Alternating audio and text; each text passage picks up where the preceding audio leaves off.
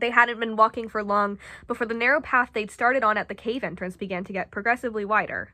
Footfalls echoed, and a faint light appeared in the distance ahead of them, and they could hear singing. When Julien was led to Paradise Manor in Ghost City, he had also heard singing, but the graceful songs of the charming female ghosts at Paradise Manor were enticing and beautiful, intoxicating like soft whispers from the land of the tender. But the singing that they heard now was more like the chaotic caterwauling of demons, disorderly and awful. The two were nothing alike. Julien couldn't help but ask, "Sunlung, what is this place?" "Shh," Hua Cheng quietly shushed him. Julien's question was already spoken in a near whisper. Hearing the shush, he practically held his breath entirely. He soon discovered why they needed to be silent. Several floating green ghost fires drifted over from farther down the path, and when the balls of flame came close, he saw they were little ghosts dressed in green.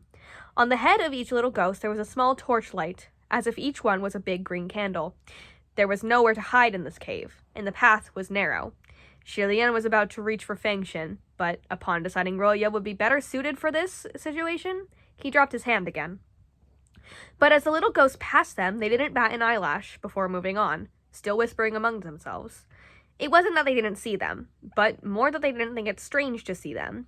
Julien looked at Hua Cheng, but the one standing next to him wasn't the exceptionally handsome, red-clad ghost king he knew, but rather another pale little ghost with a green flame on his head. So it seemed that Hua Cheng had changed them into fake skins without Julien noticing. Thinking that he must be bearing a green flame upon his head as well, Julien couldn't help but raise a hand to feel around. Why must they change their appearance into something so bizarre? Although he trailed off, Hua Cheng obviously knew what he wanted to say. I mentioned that the green ghost Qirong's tastes are vulgar. All of his lackeys have to dress like this. Julien hadn't expected Hua Cheng to bring him to the green ghost Qirong's territory. Whenever the heavenly realm or the ghost realm mentioned green ghost Qirong, they all had to comment on how uncouth he was, and Julien couldn't fathom why. But now that he'd learned that all of his little ghost subordinates had to dress uniformly like this, he could finally understand somewhat. If he only judged him by that self-given title of his, there was some peculiar form of elegance to the sound of night-touring Green Lantern. But to literally have these Green Lanterns wandering around at night, there was indeed a gap between his initial impressions and reality. "Didn't you already destroy his lair?" Julien asked. "I did, but he escaped," Hua Cheng replied. "Escaped for 50 years and built a new one." Julien hugged the Ling Qianqiu Buddha Wing doll close to his chest, and after making sure that no one was around, whispered, "Sunlung, are you here to find the green ghost? Why don't you undo Qianqiu's spell and let him go before that? And then I'll accompany you?" Hua Cheng obstinately refused. "No, bring him with you. I need Lang Qianqiu to meet someone." Julien was curious. Hua Cheng didn't act like he cared much for Lang Qianqiu, so why would he take him specially to meet anyone? But things were awkward on both sides, so he couldn't speak anymore on the subject. When the two finally emerged from the cave and the tunnel opened to a wider space, only more caves appeared to greet them. There seemed to be caves and tunnels dug all over this mountain, caves connecting caves, tunnels leading to more tunnels. Each entrance had many ghosts with green lanterns on their heads going in and out, like a giant beehive or an anthill. If Julien had come in by himself, there was no way he'd remember the path. And yet, Hua Cheng acted like he was at home and traversed the various tunnels and caves without hesitation, exceedingly at ease, like he knew the paths by heart. The two of them both wore their little green-flamed ghost skins, so no one stopped them on their journey. Julien exhaled in relief, but Hua Cheng thought he was sighing and asked, "What's wrong?" "Nothing," Julien said. "I thought you would attack the lair head-on instead of sneaking in. I'm not too good with fighting, so I'm relieved." He meant it when he said he wasn't good with fighting. While he was skilled in combat, he had trouble dealing with the aftermath. Hua Cheng seemed to have puffed out a laugh. "I did attack head-on the first time, but the moment Qirong found out, he ran away," Hua Cheng said. "This time, I'm here for the ghost himself, so of course I can't have him notice I'm here." "Is the green ghost the person who Sunlung wants Lang Qianqiu to meet?" Julien wondered. "Is there a relationship between the two of them?" "Well, whatever he wants to do, I'll go with him. I'll ask him to undo the spell on Qianqiu later." Julien still had the burning of Paradise Manor on his mind, so he couldn't help his guilty conscience. As he was thinking, Hua Cheng spoke. "That useless trash can't do anything, but he's very vigilant. These little ghosts can't get near him, and it's not easy to disguise oneself as the henchman he trusts. There's only one way to get close to him. Just then, the four little ghosts came by, laughing and chatting. Hua Cheng slowed his steps, and Shi Lian followed his lead. They saw that the little ghosts had a queue of bound humans behind them, dragged along by a long rope. Among the collection of humans, some were ragged and unkempt, and some wore extravagant clothes, but they all seemed to be young men and women under the age of 30. There was even a child clutching the sleeves of one of the young men. They were probably father and son. All of their hands were bound, each looking terrified, and some ready to faint as they trudged through the demonic cave. They brushed past Hua Cheng, and without missing a beat, he turned around and seamlessly joined the end of the march. He gently elbowed Shi Lian, and he imitated Hua Cheng's actions. When he looked over, Hua Cheng had already changed skins again. This time, he was a clean-cut young man. Shi Lian knew he probably looked similar. The little band made twists and turns through the tunnels and caves. The little ghosts leading the group seemed quite content in their duties, and from time to time they flaunted their meager authority, yelling and snarling at the prisoners behind them. "No funny business. No crying. If you ruin our great ghost king's appetite with your faces all covered in tears and snot, we'll teach you what it's like to want to die." Out of the 4 great calamities, there had never been any rumors that the 3 supremes devoured human flesh. Only the green ghost Qi-Rong was gluttonous in this manner. No wonder his peers and enemies alike scoffed at any mention of him, mocking him as unsightly and ignorant. Earlier, Hua Cheng said there was only one way to get close to the green ghost Qi-Rong. It appeared that mixing in with the food was the plan. As he walked, Shi Lian reached for Hua Cheng's hand. Once he succeeded in grabbing hold of it, he felt Hua Cheng freeze like he wanted to pull away. It wasn't that Shi Lian didn't notice, but given the circumstances, there wasn't much room for thought. He held Hua Cheng's hand tight and lightly drew a word on his palm. Save. Since Shi Lian had seen their plight, he had to save these people. The gesture was meant to inform Hua Cheng of his intentions. After the word was written, Hua Cheng gently folded his fingers and closed his palm. A moment later, the group left the tunnel and made their way into a massive cave. As soon as they entered the cave, a mass of densely packed objects appeared in their vision, and Shi Lian squinted up at them, not quite able to tell what those objects were. When he felt Hua Cheng grip his wrist and draw a few words on the back of his palm, Watch your head. Don't touch." At first, Shi Lian thought there were many rags hanging from above, but when he looked closer, his pupils shrank. What rags? It was clearly a large crowd of densely packed people, suspended in midair with their feet up and heads down. The forest of hanging corpses. But despite the suspended bodies, there was no bloody rain. It was because these corpses were all dried, not a drop of flesh blood left flowing in their veins. Those dried corpses all looked like they were in pain, their mouths opened wide, and there was a thin layer of snow-like crystals on their bodies and faces. Salt. In the deepest recesses of the cave, the light shone bright. There was a giant chair, a long table, golden goblets, and jaded utensils. Such extravagance made it look more like a royal banquet hall than a deep mountain cave. A bit farther away from the long table, there was an enormous steel cauldron, big enough that more than 10 people could swim within. Red, boiling water bubbled in the cauldron. If anyone should accidentally fall in, it would be mere seconds before they were cooked through. The 4 little ghosts ushered the group of prisoners toward the cauldron, but some fell to the ground shivering in fear when they saw what was waiting for them. In the midst of all the yelling, hitting, pulling, and dragging, Shi Lian suddenly felt that beside him, Hua Cheng's arm had gone stiff, and he'd stopped moving. He turned to look, and saw that although Hua Cheng still wore the appearance of a clean-cut young man, his eyes were blazing with rage. Hua Cheng was always smiling, but Shi Lian knew that his true emotions were always hidden deep within. Shi Lian had never seen such violent, blatant fury in his eyes. He followed the line of Hua Cheng's sight, and in the next moment, he felt his own breath hitch. Before that giant, extravagant chair knelt a person. Or so it seemed, but upon a closer look, it was actually a life-sized stone statue of someone. It was a rather interesting statue, sculpted in a kneeling position, its back facing him, its head downcast. It was the very picture of a homeless stray dog. One had to assume that the only purpose of making such a statue was to humiliate its subject, and Shi Lian didn't need to turn the statue around to know that its face must be exactly the same as his own. Generally, people didn't know what their own backs looked like, but Shilian was different. He was more than familiar with how his own back looked. When the kingdom of Shinla fell, to relieve themselves of anger, the people burned down his 8,000 crown prince temples and desecrated all of his statues, stole the gems on their swords, and cleaned their attire of gold. Yet after all that, the rage continued to burn, and so they came up with a new idea, building kneeling statues like this one. The crown prince, once so highly venerated and worshipped, was sculpted in the form of one kneeling down and begging for forgiveness. These statues were placed in crowded areas of town, so everyone was free to spit at or kick at them when they passed, and in doing so, rid themselves of misfortune.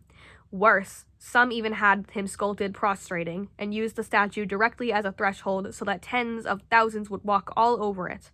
In the first 10 or 20 years after the kingdom of Shinla fell, those statues were a common sight in many cities and towns, and so how could Shilian not recognize his own back?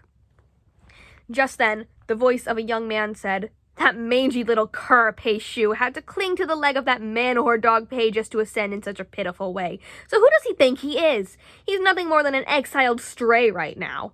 Ruining my plans. Ugh. Once I'm through with him, even after the winds dry up his corpse, no one will dare go collect it."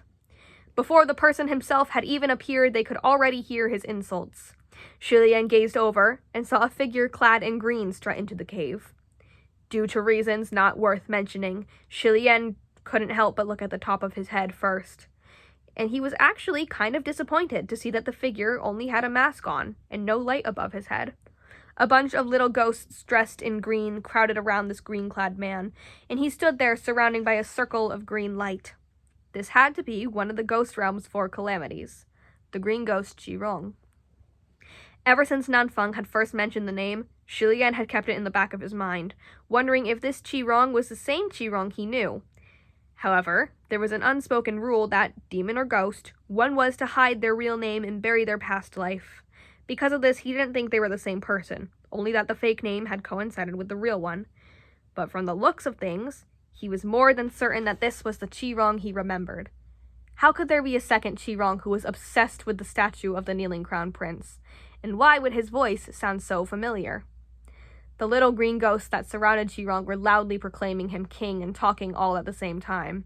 Shilian figured out some of what had transpired from their chatter. It seemed that when Qirong sent a few of his henchmen to Ghost City, they failed to cause any havoc and were decimated by Huacheng. He then regrouped and prepared to fight again, but before the second round had even started, the henchmen bumped into the exiled Pei-Shu on the road. Although exiled in the mortal realm, Pei-Shu nevertheless was once a heavenly official and also had nothing better to do. Thus, when those henchmen bumped into him, he thought he might as well clean them up, and so they were decimated once again.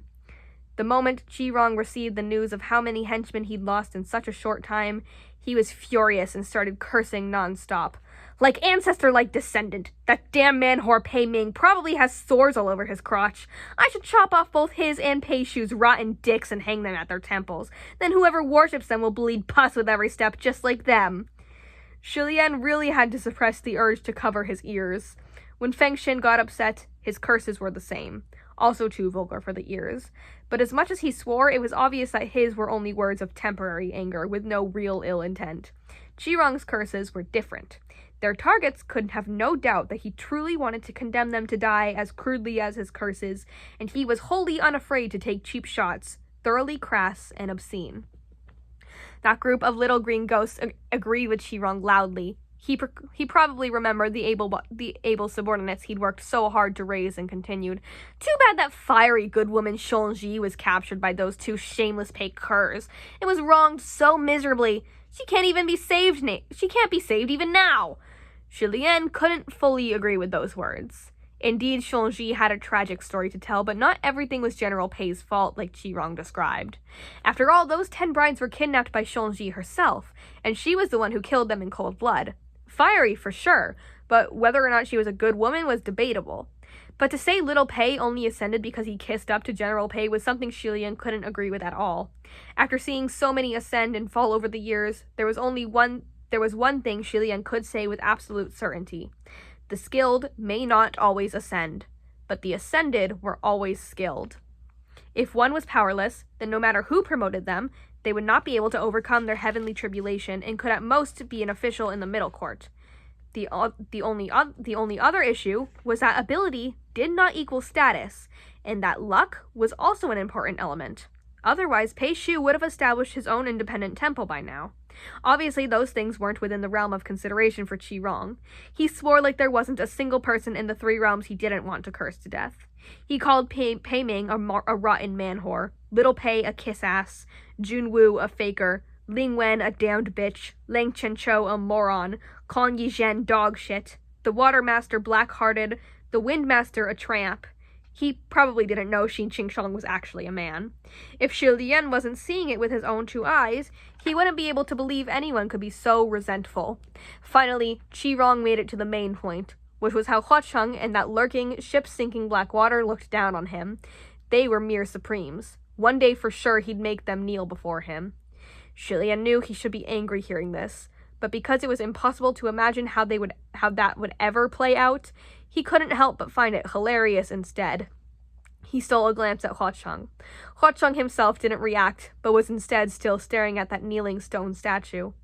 Finally, thank the gods, Qi Rong seemed to be assuaged by his tirade of abuse and changed the subject. How did that thing go that I sent you guys to do?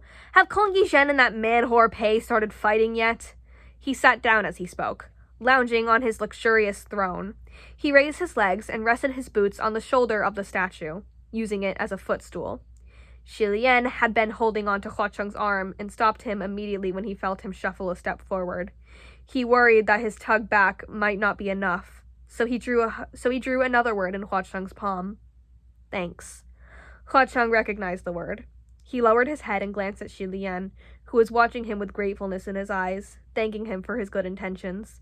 Then Shi Lian shook his head lightly and drew the words, listen, and heaven. Judging by Qi Rong's talk, it seemed he sent some henchmen to complete a task, and it had something to do with the two heavenly officials. It couldn't be anything good, so Shi Lian had to keep listening. As for the statue getting used as a footstool, considering he'd been used as a threshold before, this really meant nothing to Shi Lian. It was only a piece of rock, not really him. Illustration. There's your green ghost Qi Rong. Although he had only written those three simple words, when their eyes met, Shi Lian knew Huacheng had understood their meaning. Huacheng slowly gripped his hand tight and turned his head away, so Shi Lian could no longer see his expression. A little green ghost spoke up. We followed our king's instructions and spread the rumor that Pei Ming wants to make Pei Shu the martial god of the West. It's becoming more and more of a riot by the day, so we use that as an excuse to desecrate hundreds of Mingguang temples disguised as devotees from the palace of Qi Ying, and no one was the wiser. My king may not know, but all his devotees are really stupid. They saw us smashing temples and smashed along with us with even more enthusiasm. Qi Rong approved. Keep fueling them. Kong Yizhen can endure it, but I refuse to believe that man-whore Pei can put up with it. Even if the rumors they were spreading weren't exactly false, malicious talk like this was still full of ill intent. Especially Vile was doing something as unscrupulous as disguising themselves as mortals to sabotage temples and incite discontent. No wonder that whenever Qi Rong was mentioned, everyone in the heavens said that although he wasn't that capable, he was truly extremely annoying. Shi Lian noted mentally, if there's a chance, do tell Junwu to watch for any discord between those two heavenly officials that others might not have sown. When Qi Rong finished talking business, he lay back and his long legs resting on the statue changed position. The little ghosts immediately knew what to do and went to the small band of humans to pick out the best cuts. The one child in the group was probably not even 10 years of age and wasn't very aware of his predicament. He blinked his large eyes and held on tight to his father's shirt, tugging at it the more scared he became. His young father's face was ashen pale, shuddering while trying to comfort him. Don't be scared. Don't be scared. Yet it was obvious he himself was terrified to the bone. One of the little green ghosts saw there was a child and was delighted, reaching out to grab him. The young father yelped and jolted.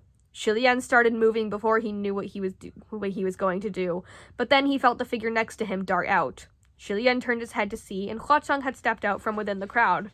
Since Huacheng had come specifically to seek out the green ghost, he should have lifted his disguise now that he'd found Qi Rong. Shi Lian had no doubt that Huacheng was powerful enough to destroy everything in sight, and all would be powerless to stop him. Yet Hua Cheng did not reveal his true form and maintained the skin of that normal-looking young man as he lazily walked forward. A number of little green ghosts raised their weapons and shouted in alarm. "Stop! What are you doing?" Chi-Rong asked curiously, with his feet still up. "What's with that guy? Seize him." Hua Cheng laughed. "Won't you all show a little respect in the presence of Shinla royalty?" Chi-Rong wasn't the only one shocked by those words. Even Shi Lian was taken back. Instantly, after Chi-Rong shot to his feet and snorted beneath his mask, as if he'd laughed out of sheer anger. "What fucking audacity! To make such a joke before me? Tell me then, what branch of the Shinla royal tree are you from? Which one?" Hua Cheng replied leisurely, "Prince An Le." Shi Lian felt the Long Chen Chou Budawang doll in his arms jerk once. Prince An Le was a descendant of Shinla royalty from the same generation as Lang Chen Chou. He was even said to have been friends with Lang Chen Chou. Chi-Rong's derisive laugh could be heard from under the mask. "Prince An Le? I think you're seeking your own death. Who told you to start shit in front of me? The person who sent you didn't teach you any history. Prince An Le was the last of the royal family of Shinla, and that family died out with him. Who are you to pretend to be Shinla royalty before me?" Hua Cheng raised his brow. "Oh? Died out? How?" Chi-Rong shouted, "Seize him! Seize that weird guy!" At his command, a large number of little green ghosts poured in from all around the cave, yelling. In the midst of that pandemonium, Hua Cheng only smirked faintly. His expression had been nonchalant, but in a moment, it was like a layer of frost had fallen upon his face. His form suddenly flickered and disappeared, then reappeared in a blink behind Chi-Rong. He grabbed the back of Chi-Rong's head with one hand and smacked it down hard like a child playing with a ball. "And who the fuck are you to be so insolent before me?" A loud bang, and that magnificent throne was suddenly hidden by flying debris, with dust filling the air. Shi Lian tugged the young child behind his body to shield him, and blocked a few small flying rocks. When the dust settled, Chi-Rong had disappeared. But on closer inspection, he hadn't disappeared, rather his entire head was deeply embedded in the ground after Hua Cheng's strike. Human and ghosts alike screamed and dispersed. "Don't run away!" Shi Lian shouted. If the people alerted the ghosts within the cave, they'd be killed for sure. But, of course, as always, no one listened to him. Shi Lian dropped his hands helplessly. In these circumstances, he had no time to worry about others. Across the cave, Hua Cheng slowly knelt down. He used one hand to grab a fistful of Chi-Rong's hair and pried his bloodied head out of the large hole in the ground. With that motion, the body was extracted along with it. After a brief moment of observation, Hua Cheng seemed extremely amused and burst out laughing. Although he was laughing, the light in his eyes was off by 1,000,000 watts. Eerie and terrifying. Roya flew out and struck away a few of the little green ghosts who were trying to cut down the escaping humans. Shi Lian then turned his head, his instincts telling him that something was wrong. "Sanlang! Sanlang!" Chi-Rong's mask cracked, a few fragments falling. He spat up a mouthful of blood and yelled, "Somebody stop him! All of you, come and stop him!" Hua Cheng had been violently bashing him about earlier, but now he seemed at ease, ready to have a chat about anything and everything. He snickered. "Oh, didn't you know? There are some things in the world that are unstoppable. Like, for example, the sun setting in the west, or an elephant squashing an ant, or me taking your damned life." By his last line, his expression was unabashedly savage, and he raised Chi-Rong's whole body high before smashing him to the ground once more. Another loud bang. Chi-Rong's body was splayed out on the ground, pulped into something worse than mush. With a soft crack, the mask on his face shattered into fragments, revealing half his face. If anyone were to see that half, they'd discover a shocking fact. The green ghost Chi-Rong and the crown prince of Shinla, one ghost, one god, the difference between hell and heaven, looked astonishingly alike. That's chapter 21.